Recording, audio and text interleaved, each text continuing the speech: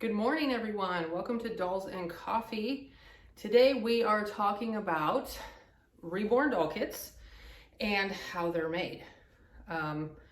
Education is key on keeping this industry alive and well, and that's what we want to do. So I want to talk about the process of how doll kits are made. To start off with, as we all, or most of us know, we have talented sculptors in our industry who have this amazing ability to turn a piece of clay into a work of art, a lifelike baby. Those sculptors either produce those kits themselves or sell them to a producer with production rights. And those kits, or those sculpts, are then sent to the factory to get turned into vinyl. Once they're at the factory has permission for one thing, and that is to mold and pour the number of kits requested by the person who owns the production rights, which is the sculptor or producer. After that, those kits are poured. They are sent back to the sculptor or dealers who sell for the sculptor, and then those are sold to the artists, which is a lot of you. Keep in mind that the factory at that point does not have any permission or rights to make any more of those kits. It kind of ends there. And if it's an open edition, the factory hangs on to the mold, and every time the sculptor or producer orders, they make that many more and send it to them. If it's a limited edition kit, then after the limited edition is done and all those kits have been poured, that mold is destroyed. So that's the end of the process. The factory that 99.9% of sculptors use is a factory that is not involved with copying, illegal fakes, any of that nonsense that's going on for a long time in the doll world now. So how are kits copied? Well, it's simple.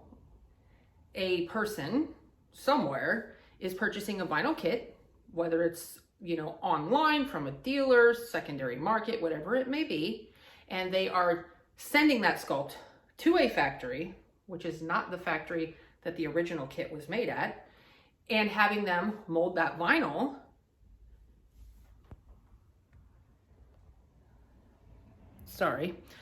having them mold that vinyl and then turn it into illegal copies. The sculptor is not in on that. They're not part of that. They have no knowledge of it and are typically outraged by it because it's theft, plain and simple theft.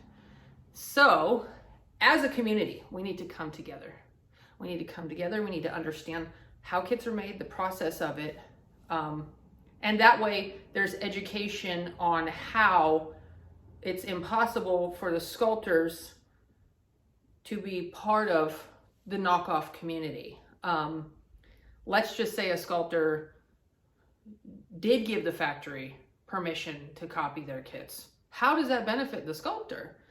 They would be shooting themselves in the foot because the factory is going to turn around and sell those knockoffs, even with permission, for half the price or less. That means that all the money the sculptor invested in having their kits made, they'll never get that back because they're competing against their own sculpt at half price or less. So if you think about it logically, it really doesn't make sense. We do need to make sure that we are aware of this. Vinyl kits are copied not by someone pouring vinyl inside the head, which if you look in there, there's no way. Like a sculpt, it's molded from the outside. That should be very self-explanatory. Sculpts are solid clay or clay with foil and tape and things inside, so nothing can be poured in the original sculpt. So it's molded in the same manner that an original sculpt would be molded. So hopefully that clears up any misconceptions about how they're copied. If you take a good look at the copies, another way to tell that they're not done with permission and not done at the same factory that the original sculpt is done at is there's usually a size difference. Sometimes very noticeable, sometimes slightly noticeable, but it is there.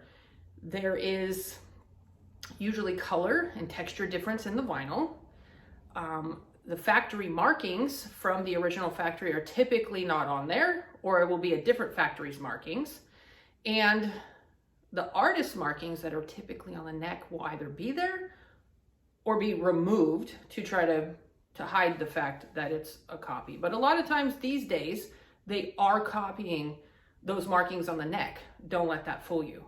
Certificates. The original that they buy comes with one. So they have a certificate. They have an original certificate. They photocopy and make a bunch of copies of it. So just know that the sculptors have a lot of talk going on behind the scenes. There are chats that the sculptors get in to discuss how to combat this. They are working on many things.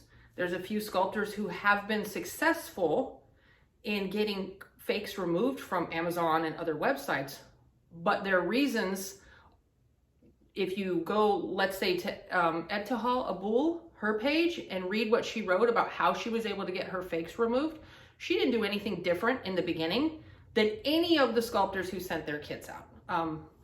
We're all using pretty much the same factory. Nobody's doing anything different. The people who are having their sculpts stolen are being targeted by the thieves. The popular sculptors you'll see are targeted more often. So that's why it looks like, why do only their kits get copied? Well, it isn't. Many, many sculptors have their work copied. It's just not on the scale that the really popular sculpts are copied. Why? Thieves see money and they're going to invest in where the money's at because they're thieves. They're not going to waste their time on something that won't make them money. Keep that in mind. Let's stand together as a community.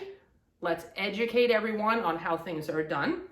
That way people have factual knowledge of the process, how things are done, and can make educated and informed decisions to not support knockoffs and fakes. It's an illegal market.